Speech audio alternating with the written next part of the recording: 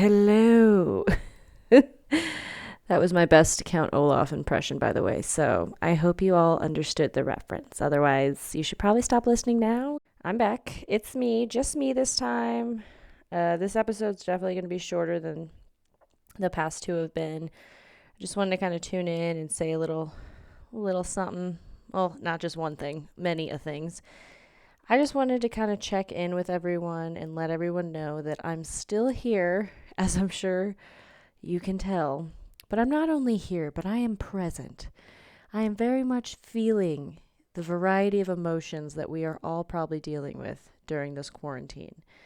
On the one hand, I'm deathly afraid of getting sick and dying, and my mom not being able to come visit me, and them just throwing my body into the streets and like dogs feasting on it. On the other hand, I'm really angry. I'm upset.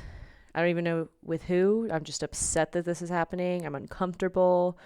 I, I feel anxiety doing the bare minimum when it comes to leaving the house and just going to get groceries. Or today I had to go do laundry at the laundromat. Like, I'm just freaking out. I can't read the news anymore. I can't read social media. It's driving me crazy. Everything that's out there is just like one big mind fuck. And I'm unsure of everything right now.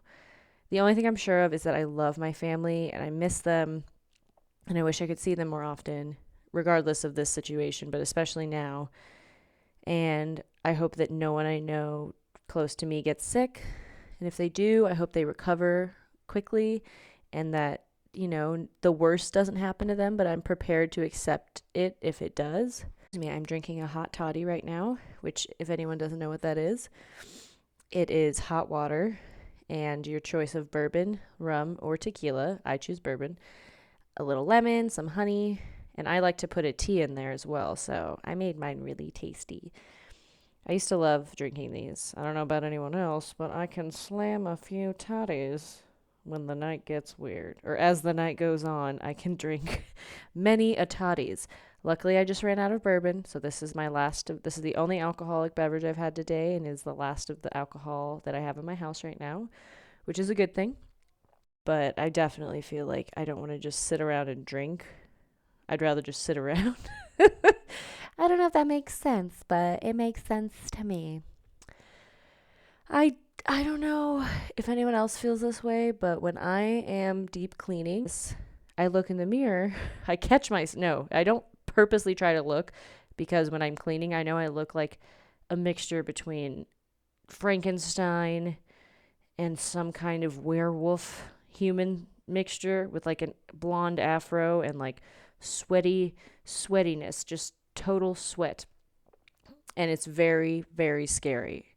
So I try to always avoid mirrors when I'm cleaning because I know how I look. And then I unfortunately caught a glimpse of myself and it was really horrifying. And I started crying because I was thinking about my life and I was thinking about what was going on in the world. And I was realizing that I just spent 2 hours deep cleaning a section of my apartment that will probably just get just as dirty in like 2 weeks. And I don't know why I spent so much time cleaning, but I just kind of needed to do it for myself. And this whole time I'm staring at myself in the mirror as I'm crying and realizing like all this bullshit.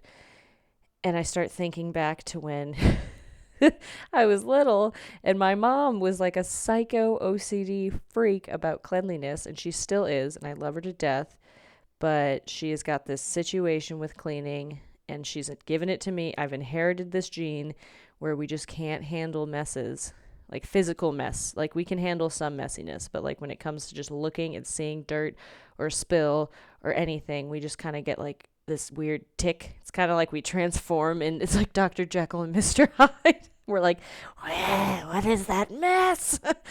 And we just kind of float over to wherever it is and whoever did it. And then we're just like, let me do it. And they're like, it's fine. It's just water. I probably said that millions of times as a child. Just, Mom, it's fine. It's just water. And it didn't matter what it was. If you spilt in general, she could hear it from anywhere in the house. Hell, she could hear it when she wasn't even home. I feel like she rushed home sometimes and was like, I heard a spill. I sensed it. And just came in and started cleaning. And again, I'm looking in the mirror crying and realizing I am my mother. She'll call me and she'll vent to me about something that her husband did like, oh, you won't believe what Alan spilled the other day. And I'm like, I can't believe I'm listening to this, is what I can't believe. And she'll be like, yeah, he spilt all these crumbs and these tiny sprinkles. I think she's been talking about this like one specific spill for the past 6 months. Apparently he spilt like very tiny sprinkles. I don't know why he even had sprinkles. I doubt they were making anything that required sprinkles, but he had sprinkles for some reason. And they were incredibly like microscopic tiny, and he spilt them, and to this day she says she always finds sprinkles in like random sprinkles from the remnants of the spill. And I'm like, okay, you have way too much time on your hands. Slash, she's getting older, so I just need to accept that this is who she is. And I've accepted her, trust me, but I'm struggling to accept myself turning into her. I feel like I couldn't even get married because I'm so OCD about my space. It's hard enough to have a roommate because we share this home and it's every much his as it's mine, but I have a really hard time letting it be when certain things happen or like something breaks or spill, whatever it is. I just need to control it and I get very heightened and it's hard to listen to. I'm sure whoever's on the other end is probably like, bitch, you need to chill. And I'm like, and I'm just like my mom. And things could be worse. She could be a crackhead or I could. And I love her to death. She's amazing. But there are certain things that you don't want to inherit from your parents, if you know what I mean. Good thing is I've also inherited her quirkiness. I think it works for me. People like the quirk. The quirk is real. Quirk me up. Quirk it. Quirk it, girl. Quirk, quirk. But, you can't have one good thing without something a little weird. I have my dad's sarcasm and I also have his pessimism and lack of, like, he can dish it out and he can't take it. And I have a little bit of that in me. I've been working on it over the years for sure, but there's a part of me that is just so mean and I can say the worst things to someone and all they say back to me is like something very minuscule compared to that, and I'm like full force crying like that was so fucked up, and they're like, you just told me that I will never live a normal life because I have no passions and I'm a loser and I have a problem with my mom and I should probably go to therapy for that time when I was in 4th grade. And I'm like, yeah, I know. And they're like, all I said to you was you have a tone. And I'm like, well, it just didn't sound right the way you said it. Like, I just don't know what you mean by that. Like, what do you mean I have a tone? I wish you guys could see me right now because my dad's girlfriend I was asking if like anyone had any spare microphones because the only reason I even started this podcast, well, part of it was that my brother told me he had like a podcasting mic I could have.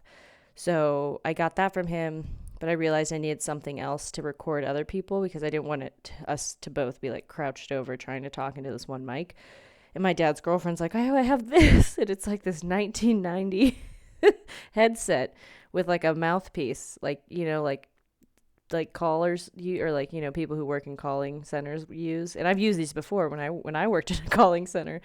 And I'm looking at myself in the mirror and I have this headset on with like the little movable mouthpiece and I look like I'm trying to sell toner. I hope everyone is staying very productive or creative. I know one thing. My bedroom wall shares the wall with my neighbor's kitchen, and I was woken up by her like on the phone for hours. And I don't know, she could still be on the phone. I just can't hear because I have the headphones on, but she was on the phone for a while. It sounded like a professional call, so I'm assuming she was selling something or consultating or something. And I'm like, you know what, girl, get yours. Yeah, I hope you're still working. I hope you're still twerking, because as long as we can, we need to rise against this. Rise against it, man. I don't know what that accent was. I'm going with a Jamaican. So if you guys, think that sounded Jamaican-y, let me know. Maybe that is the only accent I can do. And I'll just do that now from now on instead of trying to create accents I don't even know how to do. I don't have issues talking, but I find when I'm talking under pressure or I'm talking in front of people or when I'm just talking to myself, honestly, I have like kind of like a speech impediment. I say a lot. I do all the things that people who have like fear of speaking or public speaking have, but I've never had a fear of public speaking. I'm always the one who's like, I'll do it growing up. And my teachers were like, I know, dude, we get it, you'll do it. We're trying to get other classmates, like, involved. And I'm like, but I'll do it. They don't want to do it. They didn't say they wanted to do it. I said I did. So why don't you let me do it? And they're like, Catherine, look, we get it, okay? I'm like, I will do it for them. I will do their report for them if you want. Even in high school, my friends and I would get into group projects for, like, social studies or geography or whatever. And these group projects required you to, like, write a report and, like, maybe make a slideshow, maybe have that be, like, the only digital element. And I would always just twist it up and be like, you guys, we need to make a video and we got to act out these characters and then we got to create a script and we got to do this whole thing. And they were like, dude, that sounds like more work than just writing the report is. And I'm like, trust me, dude, it'll be less work and it'll be super fun. And they did it, and we made very strange videos. I, to this day, have one on my Facebook about Christopher Columbus, and I played Christopher Columbus, and my friends played all these weird characters, and it was hilarious, and we showed it to my teacher, and she was like, you know what, I know for a fact I said don't make videos or any other thing like that, but this is so funny and weird and creepy and strange. I'm going to give you guys an A because you clearly put so much time and effort into this. And she would show, like, her other classes. She's like, look at what my sophomores did for their project. Like, how creepy are they? And kids would come up to me and be like, dude, I saw your project from Mrs. Delacruz's class. What the fuck was that, man? And I'm like, I don't even know, man. It was super fun, though. And they're like, right on. That's weird, but cool.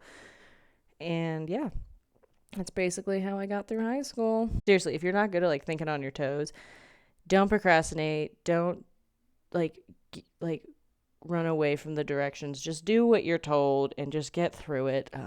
I definitely didn't, and I'm lucky I was not addicted to bath salts by the time I was 22.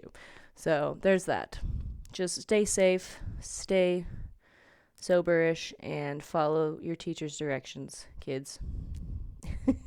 I hope I don't ever have to give advice to any young people because I have zero advice. I have advice for people my age and older people. I give more advice to people older than me than I ever think I could to younger people.